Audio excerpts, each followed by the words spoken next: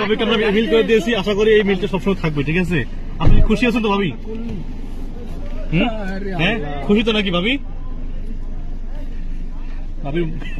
কথা কয় না, ভাবি কি মন খারাপ? আচ্ছা ঠিক আছে আলম ভাই, ভাবি তো মন খারাপ না? একটু আসলে ওর একটু মাথা গরম বেশি। ভাবি একটু হাসান, একটু হাসে দেন। আপনি হাসছেন, ভাবি আসে না। ভাই আমি সারাদিন ভাই সত্যি কথা দুপুরে আগে থেকে বাসায় কিছু খেয়ে নেই ভাই। ওই বাইরে খাওয়াইতে পারি নাই। আচ্ছা শেষ আমি দেখবো, আর তুই আমাকে ছাড়িস, আমি তো ছাড়বো না, আমি সংসার করবো, করে দেখাবো ইনশাল্লাহ। মানে আপনি সংসার করে দেখাবেন? যত জ্বর জাপটা বাধা আসুক, ঝড় যায় আসুক, আমি সংসার করবো, জোর করে হলেও আমি সংসার করবো। বিয়ে করার সময় আমার বাড়ির লোক ছিল না, তুই আমার জোর করে ধরে নিয়ে এসে বিয়ে করেছিস। তোর এখন কিসের সমস্যা? 6 লাখ টাকাতে মানে টাকা কি বাল নাকি যে টেনে টেনে ছিঁড়ে তোমার গাড়ি কিনে দেবো? তুমি আমার কি দিয়েছো যে তোমার আমি গাড়ি কিনে দেবো?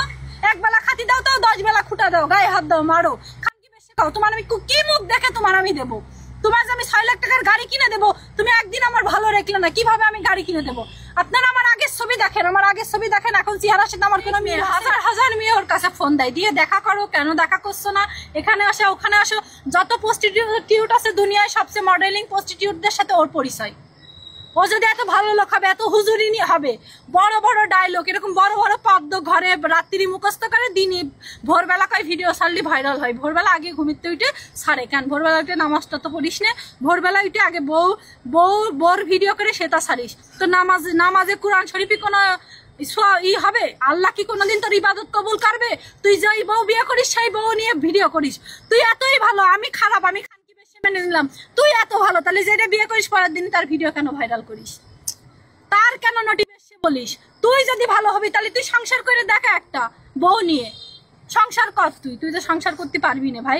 তুই, আমি জানি এই ভিডিও করার পরে তুই আমাকে একটা কথাই বলবি, আলম হাসান, যে মুখটা পতিতা বৃদ্ধি করে। আরে পতিতা বৃদ্ধি করিস তো তোরা, তোদের মতো কিছু কুলাঙ্গার যে ওরা আছে, তারা এক একটা বিয়ে করে, বউ ব্যবসাদের যারা যে বউ ব্যবসা করে তাদেরকে বলছি, বউ ছাড়ে মানে একটা বউ নিয়ে যারা ভিডিও করে তাদেরকে আমি বলছি না, আমি কথাগুলো বলছি।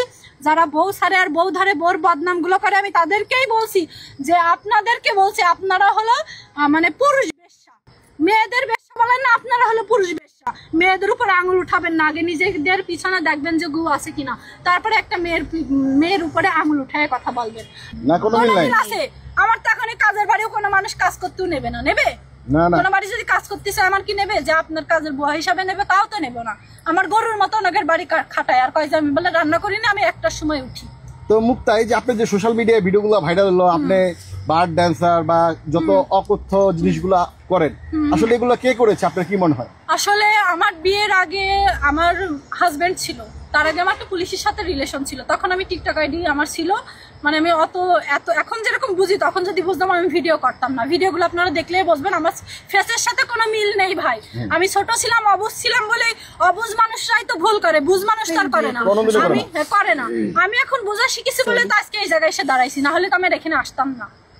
এখানে আমি কথা বলছি তারও কারণ আছে, আমার ভাইয়ের ফোন দিয়ে আজে বাজে কথা বলেছে, আপনার বোনের আমি ডিভোর্স দিয়ে দেবো, রাখবো না, অন্য সংসার করা যায় না, সংসার করা যায় না। তোর 1 মাসও হয়নি ভাই, 6 মাস হয়তো, তখন তুই বলছিস যে বউ এই নাই ওই নেই, এই কথা বলতিস। তো 6 মাস হয়নি, 1 মাসের মাথায় কিভাবে তোর বউ খারাপ হয়? তুই দেখে নিয়ে আসিস নি?